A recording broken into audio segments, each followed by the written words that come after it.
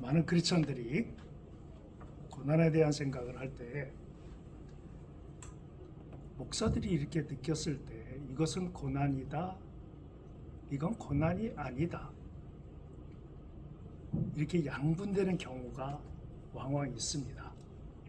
다시 말씀드리면 본인은 고난을 당하고 있다고 생각을 하는데 목사들이 봤을 때는 저거는 고난이 아니다, 자신의 잘못 때문에 이루어진 일이다 라고 생각하는 이 양비론적인 개념을 가질 때가 왕왕 있습니다.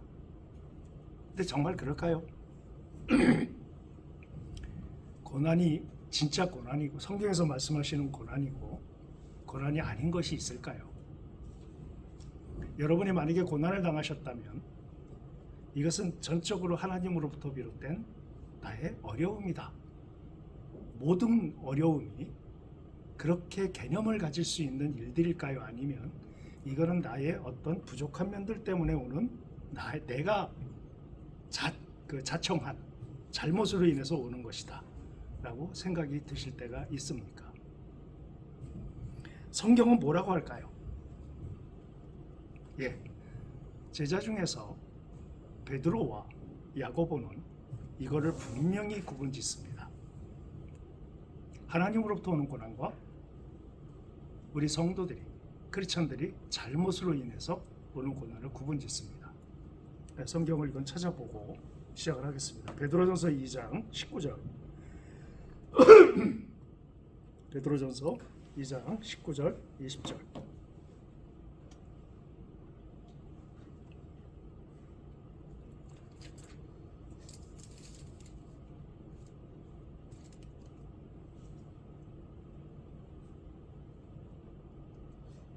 하셨으면 여러분이 들으시면서 마음으로 묵상하시기 바랍니다. 부당하게 고난을 받아도 하나님을 생각함으로 슬픔을 참으면 이는 아름다우나 죄가 있어 매를 맞고 참으면 무슨 칭찬이 있으리요. 그러나 선을 행함으로 고난을 받고 참으면 이는 하나님 앞에 아름다우니라. 베드로가 이렇게 얘기를 하죠. 죄가 있어 매를 맞고 참으면 무슨 칭찬이 있으리요. 원어를 보면 잘못으로 인해서 잘못에 의해서 합당한 어떤 반응을 받을 때에 그것은 합리적인 것이 아니라고 표현을 합니다. 베드로는 고난을 나누고 있어요. 한 군데 더 찾겠습니다. 야고보서 1장 13절에서 15절입니다. 자, 한번 들으시면서 마음으로 묵상하시기 바랍니다. 사람이 시험을 받을 때 내가 하나님께 시험을 받는다 하지 말지니 하나님은 악에게 시험을 받지도 아니하시고 친히 아무도 시험하지 아니하시느니라. 오직 각 사람이 시험을 받은 것은 자기 욕심에 끌려 미혹됨이니 욕심이 잉태한즉 죄를 낳고 죄가 장성한즉 사망을 낳느니라.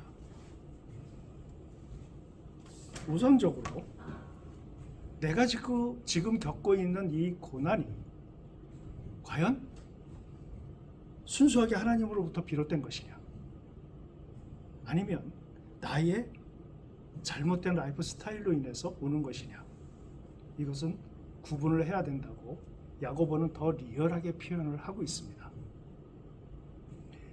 우리가 성경을 통해서 보면 정말 하나님으로부터 비롯된 고난을 당한 사람들이 있어요. 여러분 떠오르십니까? 한 세 사람 정도를 예를 들 수 있겠습니다. 한 명은 욥이죠. 그리고 한 명은 요셉입니다. 그리고 또 한 사람은 다윗입니다. 이것도 한번 찾아볼까요? 오늘은 성경을 좀 찾으면서 고난에 대한 원인에 대한 우리의 고찰, 이런 부분들이 필요하기 때문에 한번 좀 세세하게 살펴볼 필요가 있다고 생각을 합니다. 일단 욥기 1장 8절을 먼저 보면 이렇게 나와 있습니다. 여호와께서 사탄에게 이르시되 내가 내 종 욥을 주의하여 보았느냐, 그와 같이 온전하고 정직하여 하나님을 경외하며 악에서 떠난 자는 세상에 없느니라. 하나님의 욥에 대한 평가예요. 우리가 가끔 생활하다 보면 저 사람 정말 신실한데 왜 저런 병에 걸렸을까? 저 사람 진짜 신실한데 왜 억울하게 전세금을 떼었을까? 하는 어떤 그런 평가를 듣는 분들이 계세요. 욥이 바로 아주 정직하게 하나님 보시기에도 완전한 사람이라고 평가할 만큼 욥에 대한 평가도 이러했습니다.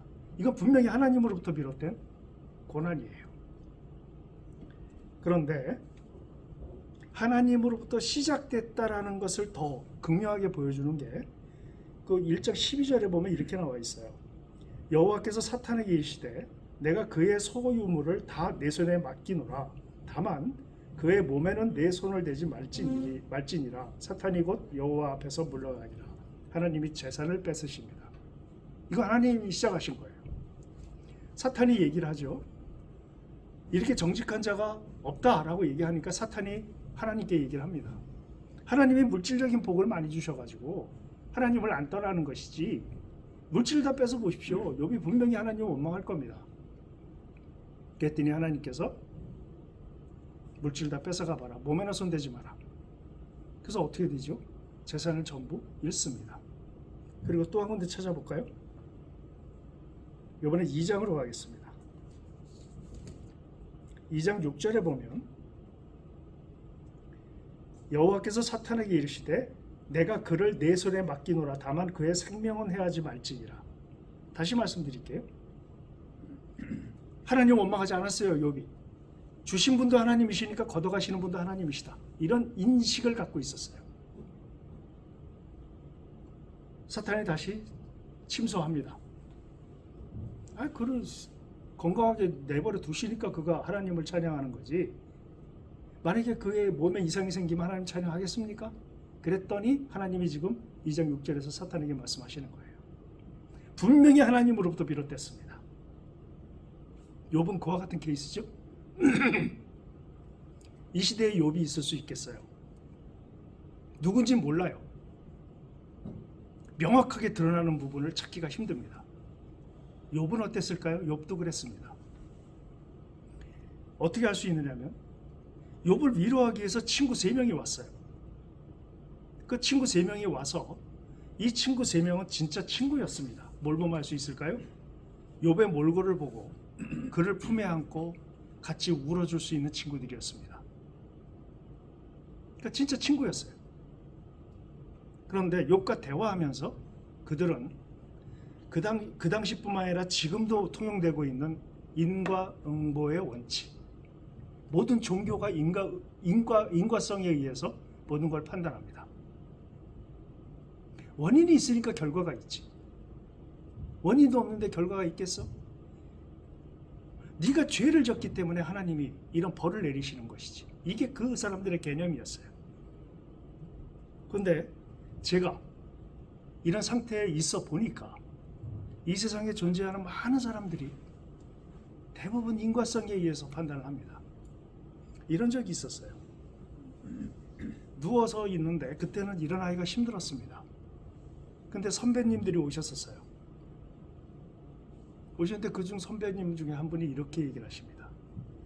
도대체 너에게 왜 이런 일들이 이렇게 많이 벌어지냐. 근데 그 말이 측은지심에 의해서 왜 너한테 이런 일이 자꾸 일어나냐. 이런 개념이 아니고 싸늘함을 받습니다. 마음의 상처가 됐어요. 이렇게 생각들을 할 수도 있겠다. 죄인인 걸 모릅니까? 나 역시 죄인인 건 압니다. 근데 만약에 하나님이 인과성에 의한 신이라면 이 땅에 몇 명이 살아남을 수 있을까요? 그 사람이 지금 짓는 죄 때문에 하나님이 용서하지 않으시고 벌을 내리신다면 아마 이 지구상에 몇 명이 살아남을지 저는 감을 못 잡겠어요. 하나님은 사랑이십니다. 여러분 고린도전서 13장에 사랑을 쭉 얘기를 하시죠. 사랑의 특징이 뭐가 있습니까?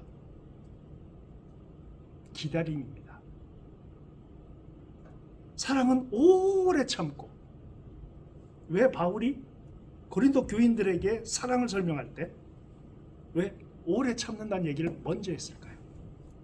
하나님의 특성입니다. 하나님은 오래 참으시는 분이에요. 그래서 13장 7절에 사랑에 대한 전부 정의를 내려놓죠. 사랑은 모든 아주 오랫동안 참으며, 사랑은 모든 것을 믿고 모든 것을 바라고 모든 것을 견딘다. 이 네 단어로 사랑을 정리해요. 참는다, 믿는다, 견딘다, 이 모든, 그리고 바란다, 이런 모든 것들은 오랜 기다림이 없이는 안 되는 일입니다. 이게 사랑의 특성이에요. 근데 하나님이 인과성에 의한 신이라고요? 죄를 범하면 그 즉시 벌하신다고요? 욥의 세 친구는 앉아서 줄곧 그 얘기를 하는 거예요. 근데 제가 그걸 겪어보니까 뭔가 하나님 앞에 기도해야 될 것을 빼먹지 않았는가? 회개할 것들이 있는데 내놓지 않지 않았는가? 결국은 얘기를 가만히 들어보면 그 얘기예요. 그래서 욥의 세 친구는 정말 우정으로서 다가온 친구들이지만 참 하나님 앞에서의 개념적인 진리, 정의를 갖기에는 아직 미숙한 부분들이 있구나. 이래서 상처가 되고 아픔이 되는구나 하는 생각을 한 적이 있습니다. 욥기를 읽으면서 이 욥의 세 친구가 하나님을 모독한 것이에요. 하나님을 오해한 것입니다. 왜 너에겐 그런 일이 생겼느냐? 뭔가 다 너에게 문제가 있다. 그 문제를 하나님 앞에, 여호와 앞에 해결하지 않았기 때문에 너에게 지금 이러한 일들이 벌어지고 있는 것이다. 이건 기독교만이 할 수 있는 결론이 아닙니다. 불교도 마찬가지고요. 모든 종교가 마찬가지입니다. 그런 모든 다른 종교들의 신들과 하나님의 차별성, 하나님은 인과성에 의거한 신이 아니시라는 거예요. 그분은 당신의 목적과 프로젝트대로 당신이 창조하신 모든 창조물을 지금도 운영하고 계십니다. 우리 욥을 통해서 그걸 볼 수 있었어요. 아무튼 고난이 하나님으로부터 시작된 경우입니다. 이 시대에도 있을 수 있죠. 그래서 우리는 고난을 당하는 사람들에서 함부로 평가하면 안 됩니다. 두 번째, 요셉을 한번 볼까요? 요셉의 자기가 당한 고난이 어떻게 시작됐는가, 어떻게 해서 이게 이루어졌는가에 대한 자기 나름대로의 평가를 내립니다. 자, 창세기 41장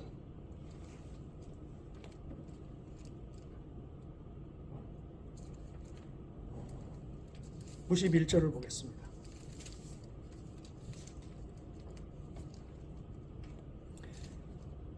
요셉이 그의 장남의 이름을 므낫세라 하였으니 하나님이 내게 내 모든 고난과 내 아버지의 온 집을 잊어버리게 하셨다 함이요 하면서 계속 한번 또 찾아보겠습니다. 고난의 원인, 여기서 요셉은 자신의 모든 고난과 내 아버지의 온 집을 잊어버리게 하셨다 함이요. 이게 무슨 뜻이냐면 야곱이 이름을 이스라엘로 바꾼 다음에 이스라엘이 내려와서 고생 지방에 있다가 야곱이 하나님 품으로 돌아갑니다. 돌아갔을 때 형제들이 모여서 얘기를 해요. 아버지가 계셨기 때문에 우리가 살아남을 수 있었다. 요셉이 자기에게 행한 일 때문에 우리에게 분노를 일으켜서 아버지가 지금 돌아가신 상태에서는 요셉이 우리를 죽일지 모른다 해가지고 형들이 요셉 앞에 옵니다. 와서 살려달라고 얘기를 해요. 그때 요셉이 웁니다. 당신들이 나를 헤아려 했지만 그것은 당신들이 한 게 아니다. 하나님이 나를, 당신들의 생명을 보존하고 이스라엘을 보존하기 위해서 나를 미리 보내신 것이다. 그러니까 두려워하지 말아라 라고 얘기를 해요. 이게 그 장면입니다. 그 얘기를 하는 것이에요. 여기서 요셉이 자기가 이러한 인생을 살았던 것이 원인이 하나님으로부터 비롯됐다고 지금 많이 얘기를 하고 있는 것이에요. 요셉은 자기 인생이 지금까지 내가 왜 이렇게 힘들게 어렵고 힘들고 이런 질곡의 삶을 살아왔는가에 대한 정리를 지금 하고 있는 겁니다. 하나님으로부터 비롯됐다고 얘기하는 거예요. 또 한 명 찾아보겠습니다. 다윗입니다. 역대상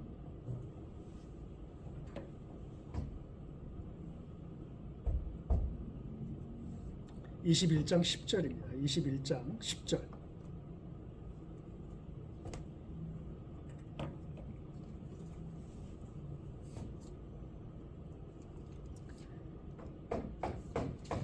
가서 다윗에게 말하여 이르기를 여호와의 말씀이 내가 네게 세 가지를 내어 놓으리니 그 중에서 하나를 네가 택하라. 내가 그것을 네게 행하리라 하셨다 하라 하신지라. 11절. 가시 다윗에게 나아가 그에게 말하되 여호와의 말씀이 너는 마음대로 택하라. 12절. 혹 3년 기근이든지 혹 내가 석 달을 적군에게 패하여 적군의 칼에 쫓길 일이든지 혹 여호와의 칼 곧 전염병이 사흘 동안 이 땅에 유행하며 여호와의 천사가 이스라엘 온 지경을 멸할 일이든지라고 하셨나니 내가 무슨 말로 나를 보내신 이에게 대답할지를 결정하소서 하니 13절. 다윗이 갓에게 이르되 내가 공경에 빠졌도다. 여호와께서는 긍휼이 힘이 크시니 내가 그의 손에 빠지고 그의 손에 빠지지 아니하기를 원하나이다 하는지라 라고 다윗이 얘기를 하죠. 이 얘기가 무슨 얘기냐면 다윗이 인구조사를 합니다. 이 말씀은 다윗이 인구조사를 했던 일이 있었지요. 당시에 인구조사를 한다는 것은 무슨 뜻입니까? 자기가 데려있는 병사들이 자기 소유라는 인식이 있는 겁니다. 여러분 아시다시피 이스라엘은 하나님 소유예요.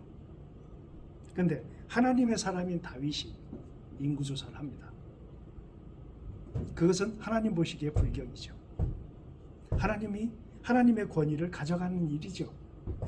그렇기 때문에 하나님이 다윗에게 그 책임을 물으시는 겁니다. 다윗이 선택을 해요. 세 가지 중에 전염병을 선택합니다. 그래서 3일 동안 전염병이 온 나라에 퍼져서 예를 들어서 한 7만이 죽었다는 듯, 7천 명이 죽었다는 듯 여러 가지 얘기들이 있어요. 그러니까 이러한 부분들은 분명히 하나님으로부터 비롯된 고난임이 분명합니다. 물론 원인 제공자는 다윗이에요. 왜냐하면 이스라엘은 운명 공동체였습니다. 하나님이 이스라엘을 개인으로 부르신 게 아니라 공동체로 부르셨어요. 그렇기 때문에 백성들이 전염병을 겪은 것, 우리가 지금 코로나 때문에 몇 년 동안을 이렇게 살지 않았습니까? 이러한 과정이 다윗에 의해서 하나님과 이렇게 돼서 3일 동안 전염병이 있었다. 이 개념으로 성경을 보는 것도 중요하지만 우선 우리 중심적으로 한번 해석을 해보죠. 우리가 지금 팬데믹으로 얼마나 고생을 많이 했습니까? 원인이 어디 있는지요? 그건 우리 알 수 없죠. 그러나 여기서 볼 때 분명히 이스라엘 백성들도 그렇게 느꼈을 겁니다. 다윗이 나 때문에 이렇게 되었다 라고 백성들 앞에 무릎을 꿇었을까요? 알 수 없죠. 그러나 중요한 것은 우리가 성경상에 나와 있는 고난의 의미를 하나님으로부터 분명히 비롯됐다라는 정확하게 알 수 있는, 그 배경을 알 수 있는 세 사건이라고 볼 수 있습니다. 세 명이라고 볼 수 있어요. 요셉, 그리고 욥, 그리고 다윗. 이것은 분명히 하나님으로부터 비롯됐어요. 근데 생각을 해봤습니다. 제가 고난이라고 생각되는 것을 경험을 하면서 생각을 해봤어요. 왜 자꾸 야고보 1장의 말씀이 떠오르는지 모르겠습니다. 예를 들어서 이 천연 자연이 망가지고 자연이 신음하고 왜 그럴까요? 바울은 분명히 로마서 8장에서 얘기를 했어요. 이 세상의 7, 8장에서 자연이 왜 이렇게 붕괴가 되고 모든 천지 만물이 다 신음을 하는가? 분명히 우리는 창세기 3장에서 그 원인을 찾을 수 있었습니다. 제가 예전에 그렇게 말씀드렸죠. 하나님께서 천지 창조를 하시고 나서 한마디로 평가하셨어요. 좋았다, 좋다라고요. 지진이 일어나서 땅이 갈라져서 수백 명, 수천 명이 죽어가고 해일이 불러들여서 바닷가에 있는 모든 백성들이 죽어가는 그런 자연을 창조해내시고 하나님이 좋았다 하셨을까요? 아니죠. 하나님이 창조하신 자연은 그런 자연이 아니었죠. 근데 왜 이렇게 됐습니까? 그래서 말씀드렸어요. 전 세계 어떤 철학자도 어떤 종교도 자연이 왜 이렇게 됐는가에 대한 설명이 없다고요. 성경에 아주 간단하게 아주 짧게 그 원인을 너무나 극명하게 표현을 하셨어요. 땅이 너로 인하여 저주를 받고, 딱 그 한마디입니다. 여기서 땅이라고 하는 부분은 창조된 모든 것들을 총칭하는 단어예요. 성경만이 이 설명을 하고 있습니다. 해 일어나고 지진이 일어나고 화산이 터지고 하는 자연 만물을 창조하시는 하나님께서 보기에 좋았다 하셨을까요? 아니지요. 인간이 그 자연을 망가뜨리고요. 그 자연을 망가뜨림으로 인해서 인간이 거기에 대한 보응을 받는 겁니다. 바닷물에 정제되지 않은 핵 오염수를 뿌리는 것은 이건 동물뿐만 아니라 사람에게도 피해가 되겠죠. 인간들은 그런 부분들을 아무렇지 않게 생각합니다. 이념이나 괜찮아 그냥 이념이나 그걸 정적으로 몰아가고요. 인간 본질을 사랑하는 사람들은 인간을 해칠 가능성이 있는 것조차 두려워하고 분노해야 합니다. 그런데요, 이것이 전부 이념, 우리 한국 사회를 보면은요, 이념과 정치적인 이득으로 다 그런 부분들이 해석을 해버려요. 설명을 해버립니다. 그러나 목사된 저의 입장에서는 천하보다 귀한 게 한 명이 생명입니다. 하나님이 사랑하시는 사람을 그를 해칠 만한 정말 억울하게 당할 수밖에 없는 상황이 되면 그 인간 본질을 사랑해야죠. 근데 그게 이념으로 넘어가 버립니다.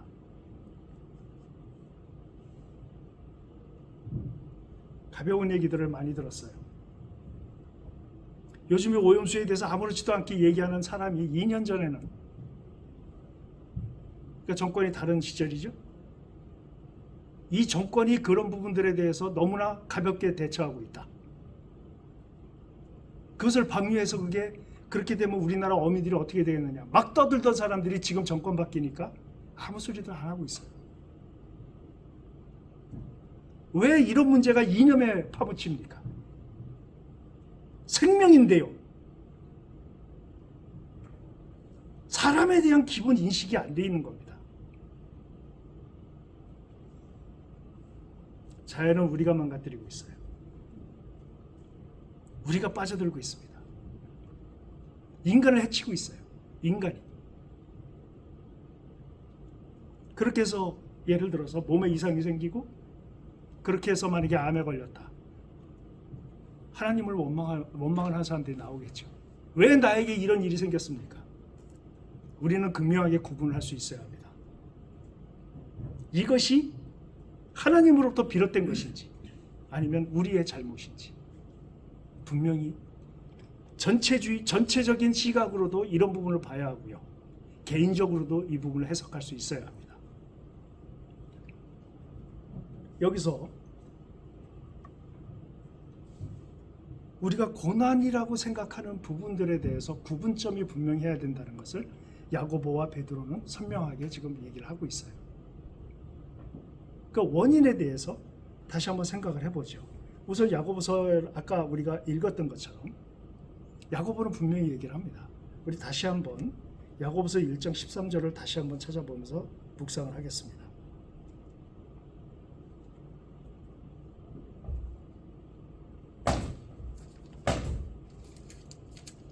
예, 계속 잡음이 들리는데 꾸준히 가겠습니다. 사람이 시험을 받을 때 내가 하나님께 시험을 받는다 하지 말지니 하나님은 악에게 시험을 받지도 아니하시고 친히 아무도 시험하지 아니하시느니라. 여기서 사람이 시험을 받을 때라고 할 때 이 원어 영어 성경을 보면 템프트로 되어 있습니다. 다시 말씀드릴까요? 사람이 시험을 받을 때 이 얘기를 다시 해석하면, 본래적인 해석을 하면 사람이 유혹을 받을 때, 하나님께서 유혹을 하게 하신다라고 하지 말라, 이런 뜻이에요. 이 무슨 의미일까요? 여기서 유혹이라는 단어를 우리가 접할 때 우리는 어디로 가야 되느냐면 에덴에서 하와가 뱀에게 유혹을 당할 때로 돌아가야 합니다. 사람이 뭐에 유혹을 받을까요? 사람이 유혹받는 요소는 세 가지입니다. 하와가 뭐라고 했죠? 먹음직하고 보암직하고 지혜롭게 할 만큼 탐스러워 보였다고 했어요. 선악과 악. 그러니까 다시 말씀드리면 내 욕심에 의해서 먹음직한 것을 더 좋은 걸 먹고 보암직한 것 더 즐기고 그리고 지혜롭게 할 만큼 탐스러운 지적인 욕망, 이런 모든 것이 합쳐져서 나타나는 어려움을 고난이라 하지 말아라, 이런 뜻입니다.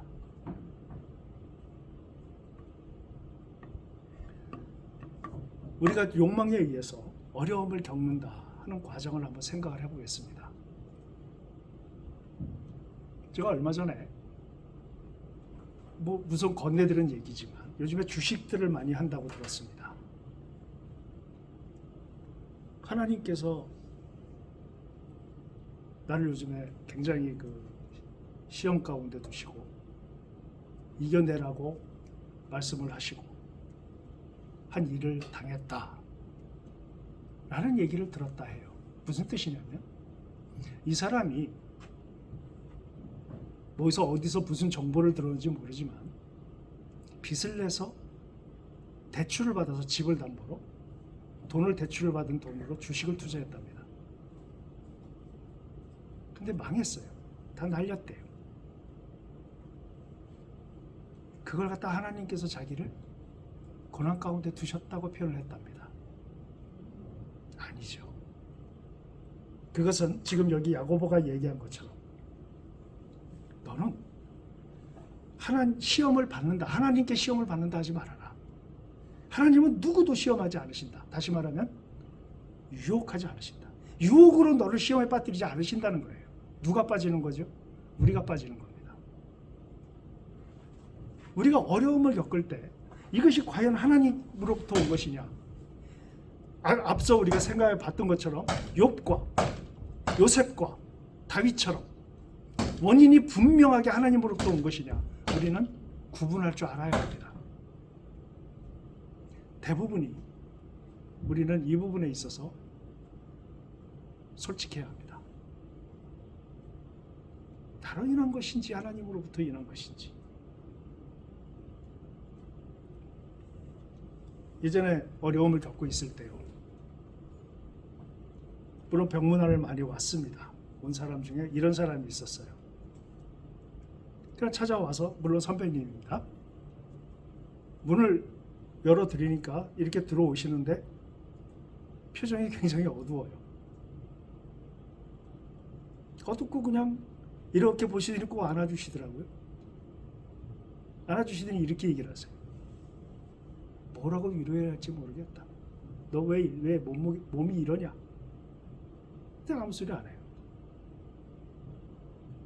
라면 끓여 먹을래? 라면을 끓여주시더라고요. 그리고 그냥 별소리 없다 그냥 가셨어요. 가시면서 뭐 챙겨 먹어라, 뭐 잘 있어라 이런 얘기도 안 하세요. 근데 제가 나중에 이렇게 돌아보니까 정말 위로가 됐던 형님이에요. 그 눈빛, 그 얘기할 때 떨리는 그 음성, 물음을 아주 참아가면서 그 음성, 공감이었습니다. 예수님이 오셔서 나를 바라보신다면 그때 힘들 때 어떻게 하셨을까? 기적을 통해서 나를 낫게 하실 수도 있겠죠. 그러나 예수님이 오셔서 나를 쳐다보고 계셨을 때 내가 그 고난을 겪어내야 했다면 예수님도 그러지 않으셨을까? 공감해 주시지 않았을까? 그런 생각을 해봅니다. 우리가 고난을 당한다고 했을 때 나로 인해서 일어나는 고난은 내 스스로가 사실은 아합니다. 이걸 하나님께 돌려야 되는지 내가 겪어야 하는 것인지 내 잘못에 의해서 시작된 것인지 혹시 내가 지금 겪고 있는 고난이 욕심에 의한 것은 아닌지 욕망에 의한 것이 아니었는지 지금 야고보는 얘기를 하고 있지 않습니까? 시험을 받을 때 하나님께 시험을 받는다 하지 말아라. 여기서 시험은 유혹입니다. 내가 겪고 있는 이 유혹으로 인해서 그 뭐에 대한 유혹입니까? 먹음직하고 보암직하고 지혜롭게 할 만큼 탐스러운 것들로 펼쳐진 이 세상을 그만큼 누리기 위한 것들이 아니었겠는가를 생각해 볼 필요가 있습니다. 우리가 항상 고난을 당할 때마다 이게 왜 이런 일이 벌어지느냐라고 찾는 일이 빈번합니다. 그러나 모두에서 저번에도 말씀드렸던 것처럼 설명이 없어요. 욥과 요셉과 다윗과 같이 이렇게 스페셜한 경우를 제외해 놓고는 거의 설명이 없습니다. 성경에.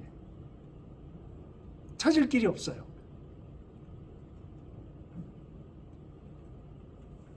우리가 오늘은 고난에 대한 원인에 대한 것을 과연 하나님으로부터 왔는지 나로부터 비롯됐는지에 대한 얘기를 하고 있습니다. 우리 죄로 인해서 욕망에 의해서 내 욕심에 의해서 내가 지금 이걸 겪고 있는 게 아닌가 돌아봐야 합니다. 하나님께로부터 온 고난이 분명하다면 그리고 그런 고난을 지금 겪고 있는 분이 계시면 전 이렇게 말씀드리고 싶습니다.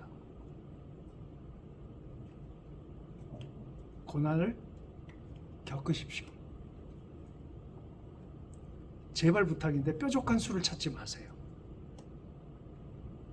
뾰족한 수를 찾아서 끊임없이 지금 나에게 온 고난을 거부하게 되면 스스로를 죽이는 일입니다. 성경을 보면 여러분 신약에 나와 있는 모든 서신서에서 고난이란 단어가 상당히 많이 나옵니다. 근데 신약의 서신서에서 서신을 썼던 예수님의 사도들이 얘기했던 고난은 전부 거의가 다 예수님을 믿기 때문에 오는 고난을 대부분 얘기합니다. 예수님을 믿기 때문에 우리가 사회에 살아가면서 얻어지는 어려움들 대부분이 그 고난을 얘기하는 것이에요. 개인적인 고난을 얘기하는 것이 거의 없습니다. 예수님을 믿기 때문에 그 믿음을 지켜야 하기 때문에 그 믿음을 유지하고 결국은 달려갈 길을 다 달려가서 의의 면류관을 기대하는 그 삶을 사는 사람들에게 그렇기 때문에 오는 고난을 겪는 사람들에게 대부분 서신서에서는 그 고난의 의미로 얘기를 하고 있어요. 그래서 우리가 생각하는 고난에 대한 얘기를 할 때에 그러한 예수님을 믿기 때문에 오는 고난이 아닌 일반적인 고난, 재정적인 고난, 신체적인 고난, 정신적인 고난, 이 모든 고난을 당하는 이런 외적인 어떤 부분들을 얘기할 때에는 그렇게 말씀드리기를 원합니다. 온전히 겪어내세요. 고난이란 걸 인정을 해야 합니다. 이런 생각이 들었습니다. 지금 제가 몸이 아팠어요. 내가 무슨 잘못을 저질렀습니까, 하나님? 내가 왜 이래야 돼요? 만약에 이러한 개념으로 저의 내면 생각이 계속 유지가 됐다면 어땠을까요? 내가 누구 때문에 몸이 이렇게 됐어? 내가 하나님 때문에 이렇게 됐어? 내가 어떤 사람 때문에 이렇게 됐어? 이렇게 생각을 하고 그 고난을 고난으로 받아들이지 않았다면 나는 그냥 하나의 생물에 불과했을 겁니다. 그런데요, 고난이 깊어지면 깊어질수록 그 고난을 올곧이 전부를 내가 지금 이걸 당하고 있다라는 것을, 고난을 당하고 있다라는 것을 내면화시키지 않으면, 내가 설사 하나님이 나를 데려가신다 해도 그것으로 하나님께서 나에게 비롯되게 주신 그것을 내가 온전히 받고 그것을 겪어왔습니다, 하나님이라고 얘기할 수 있을 것 같아요. 그 순간에 드는 생각이었습니다. 근데 내가 계속 원망하면서 불합리하다, 부당하다라고 생각하면서 내가 하나님 곁에 갔다면 내가 하나님 얼굴을 뵈면서 내가 뭐라고 얘기할 수 있을까? 이런 생각이 들은 적이 있습니다. 그러면서 생각을 해봤어요. 고난을 당했던 우리 선배들, 그들은 이 고난을 어떻게 받아들였는가? 고난을 올곧이 받아들였습니다. 하나님과 대화하면서 그것을, 그 의미를 찾아내려고 애를 썼어요. 왜 이렇게 말씀드리냐면 전 그때 이런 생각을 했습니다. 뾰족한 수가 없다라고, 할 수 있는 게 없다라고, 지구상에 존재하는 모든 어떤 것을 가져와도 지금 내 이 고난이 해소될 수 없다라고, 그런 생각이 들었어요. 그래서 성경에서 고난의 목적에 대한 얘기들을 했을 때 두 가지 정도를 얘기하십니다. 고난은 너를 연단하기 위한 것이다. 고난은 온전히 하나님께 순종하길 할 수 있도록 너를 만들기 위한 것이다. 이게 두 가지를 얘기하세요. 그런데 고난을 안 당해본 입장에서는 그 말을 이론적으로 받았지만 막상 그 고난 가운데 있다 보니까요, 만약에 하나님께서 나에게 이 고난을 올곧이 그대로 받아들여라, 그리고 그것을 견디어라 네가 라고 하신 게 맞다면 이것은 연단입니다. 그리고 여러분, 병에 걸려서 몸이 쇠하고요, 몸이 쇠하고 정신도 쇠하고요, 아무런 정신적인 개념, 우리가 소위 말해서 가치라고 생각하는 정신적인 것을 단 10초도 이끌어 나갈 수 없을 정도로 정신마저 힘들어지는 상황이 되면은요, 하나만 생각납니다. 제발 나았으면, 이 고난이 없었으면, 그거 아닙니다. 죽는구나, 나 하나님께 가는구나,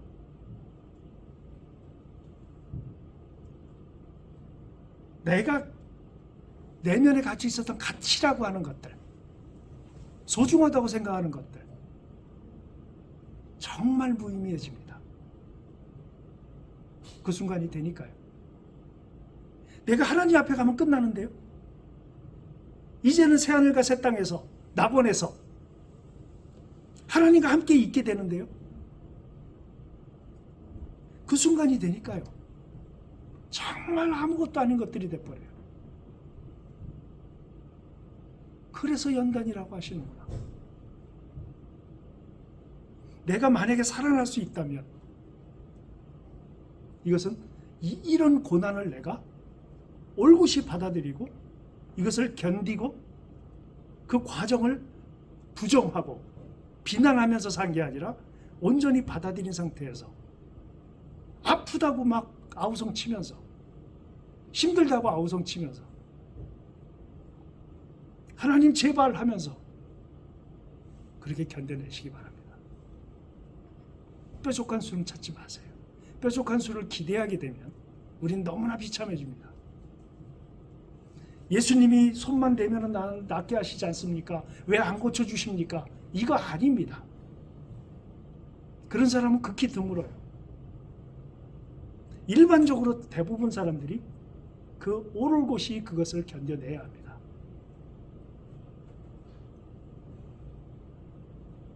하나님하고 씨름하면서 하나님이 데려가시면 데려가시는 대로 하나님이 만약에 이것을 견뎌내고 이길 힘을 주시고 나를 살려주신다면 그 다음부터는 내가 하나님 앞에서 어떻게 어떤 마음 자세로 어떤 신앙적인 스테이터스를 가져갈 것인가를 고민하면서 그 아픔을 올곧하게 받아들이고 견딜 수밖에 없는 것이 제가 경험한 고난입니다.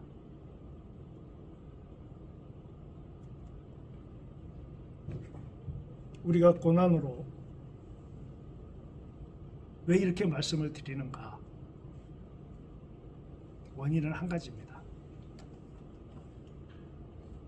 한 군데 찾겠습니다. 고린도 후서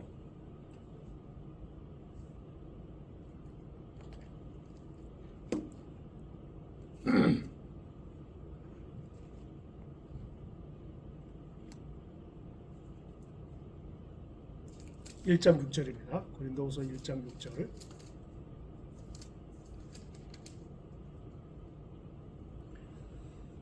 우리가 환난 당하는 것도 너희가 위로와 구원을 받게 하려는 것이요 우리가 위로를 받는 것도 너희가 위로를 받게 하려는 것이니 이 위로가 너희 속에 역사하여 우리가 받는 것 같은 고난을 너희도 견디게 하느니라. 우리에게 고난이 오면은요, 그 고난을 부인하고 고난 자체가 없어야 한다라고 생각하고 하는 것이 아니라 고난은 견뎌야 하는 것입니다. 여기서 지금 얘기를 하고 있지 않아요? 바울이 얘기합니다.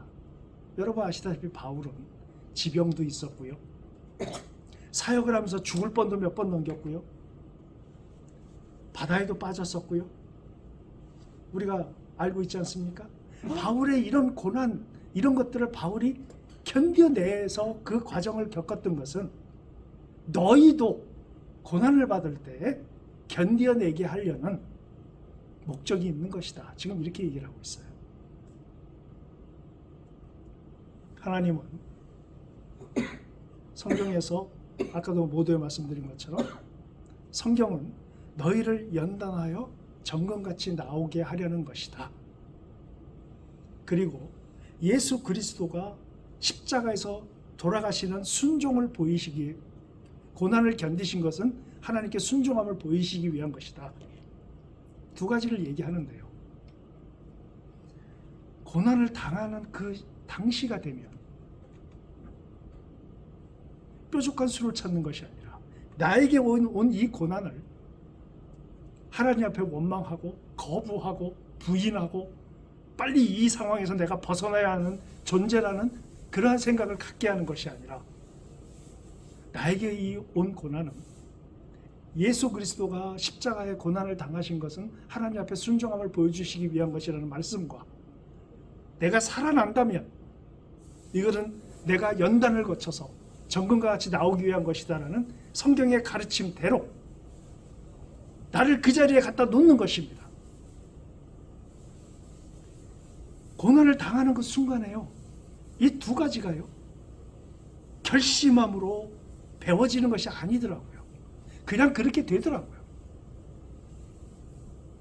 얼마나 처참한 존재인지가 보입니다. 이 병에 걸렸다고 내가 이 지경이 되는구나. 창조주 여호와 앞에 나의 모습입니다. 내가 순종함을 배우지 않으면 하나님 앞에 나의 실존이 부인되는 것입니다. 그러니까 나는 순종을 배워야 돼요. 성경은 이 두 가지를 얘기하고 있는데요, 이것은 결심함으로 되는 게 아니라 고난 그 자체에 들어가게 되면 자연스럽게 다가오는 것들입니다. 이게 정상적인 기독교인들의 고난에 대한 자세라고 생각이 들어요. 그 현상을 지금 얘기를 하고 있는 것입니다. 성경은.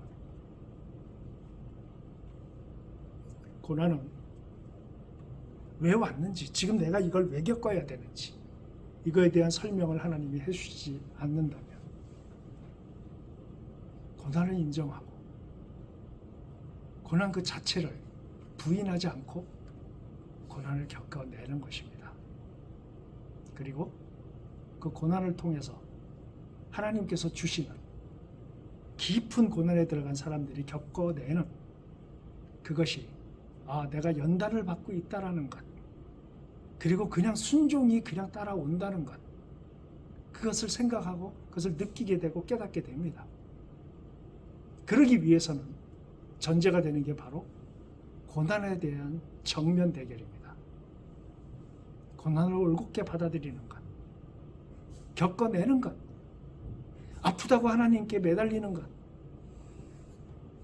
하나님과 함께 이 고난을 하나님과 함께 동참한다는 것, 그러한 자세가 되어 있지 않았다면 아마 고난 중에 스스로 목숨을 끊거나 하나님이 없는 상태에서 오는 고난에 의해서, 아니면 내 욕망에 의해서 온 고난에 대해서는 이거를 올곧게 받아들이겠다는 마음이 없으면 고난이 고난의 가치를 창조해내지 못할 겁니다.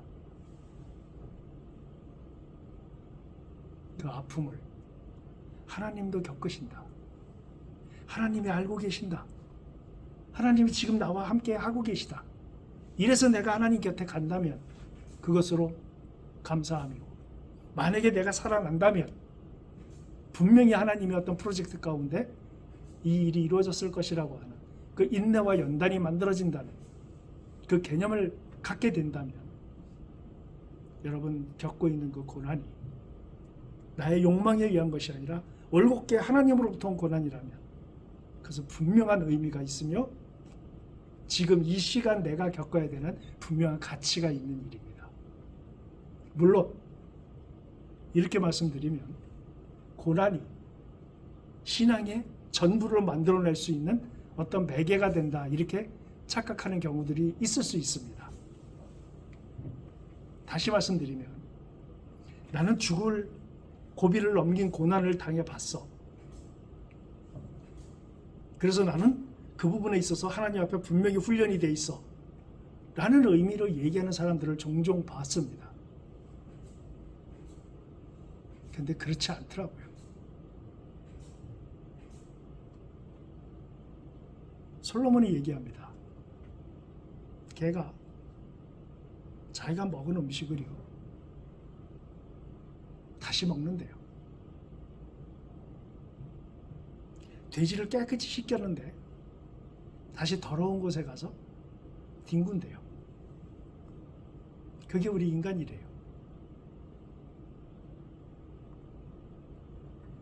어떤 기도원에서 있었던 일입니다. 어떤 암 환자가 있었어요. 말기 암 환자가 있었습니다.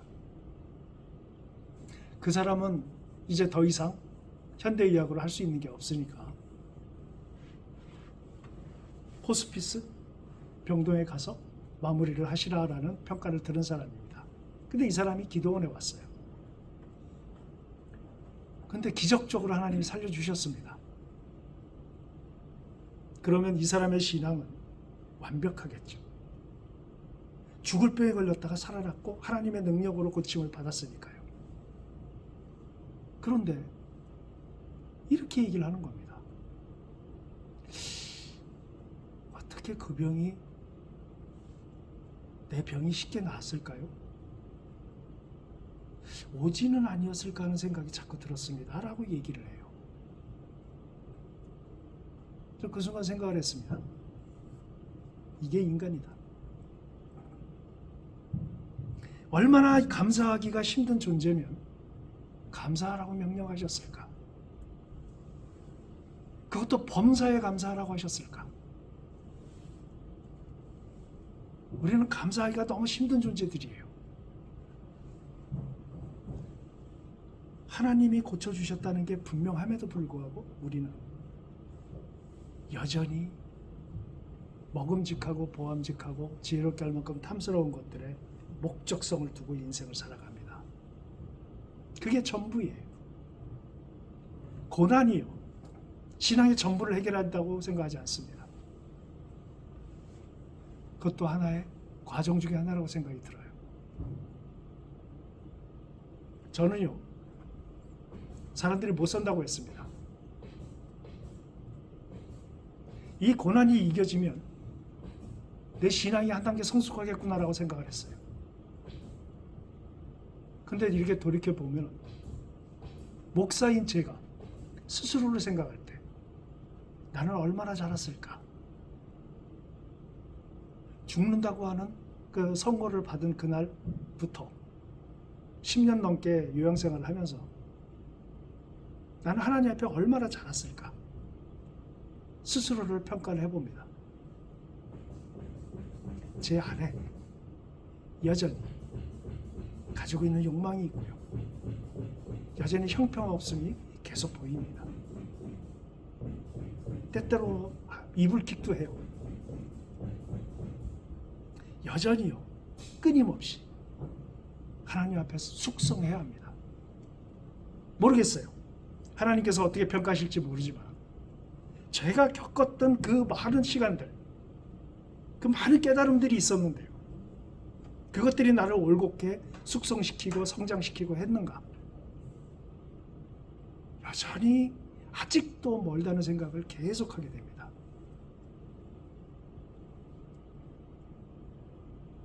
하나님 앞에 젠 걸음으로, 빠른 걸음으로 하나님 앞에 가고 싶은데, 좀 성장하고 싶은데 여전히 과거에 머물러 있는 너무나 많은 영역들을 보면서 이 고난이라고 하는 것이 신앙의 전부를 해결해 준다 라고 생각지 않게 됐습니다.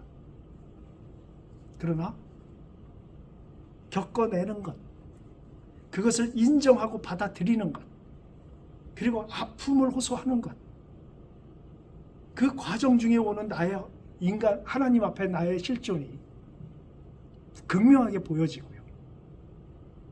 그리고 많은 부분들이 잘못된 환경과 잘못된 요인들에 의해서 이런 부분들이 찾아왔음을 인정하는 삶, 그건 분명히 배운 것 같아요.